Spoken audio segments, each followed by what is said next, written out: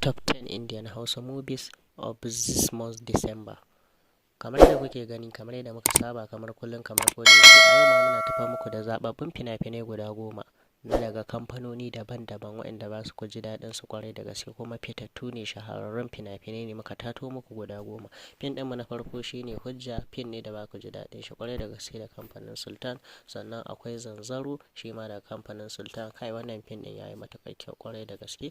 A tare da shi akwai fim ɗin Mazantaka na Bije, fim ne mai matuƙar kyau, fassarar Mega Dub Studio, za ku ji daɗin shi kwarai da gaske. Sannan a tare da shi muna da fim ɗin Tanka, shi ma daga kamfanin nan na Mega Dub Studio, fim ne da aka daɗe ana tallato gashi an sake shi, shi ma za ku ji daɗin shi. Sannan a tare da shi muna da fim ɗin Kutse, shi ma fim ne mai matuƙar kyau, shi ma da kamfanin nan na Mega, fim ne da za ku ji daɗin shi ma kwarai da gaske. Sannan a tare da shi muna da Faɗan Daba, bayan shi kuma muna tare da Zalunci, bayan shi kuma muna tafa muku da Ceton Rai. Shi kuma wannan fim ɗin fim ne da ake yaƙi matuƙa kwarai da gaske, ta ƙasa da ta sama, ma'ana a jirgi, a ƙasa da kuma jirgin sama. Fim ne da aka ji daɗin shi kwarai da gaske da kamfanin nan na Yusuf Zamani. Sannan a tare da shi muna da fim ɗin Jarwaya, shi kuma ya samu fassara da kamfanin nan na Yusuf Zamani. Shi kuma wannan Chinese ne, kuma aka fassara muku shi, ba ku ji daɗin shi kwarai da gaske. Sannan a tare da shi muna da fim ɗin Zafi, shi ma fim ne na Chinese, aka fassara shi da kamfanin nan na Yusuf Zamani.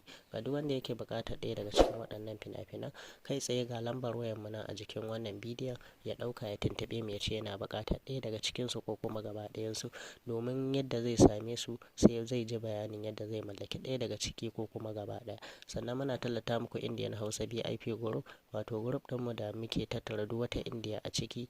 Fim ne da group ne da zai ba ku dama domin samun sababbin fina-finai da zarar sun fito.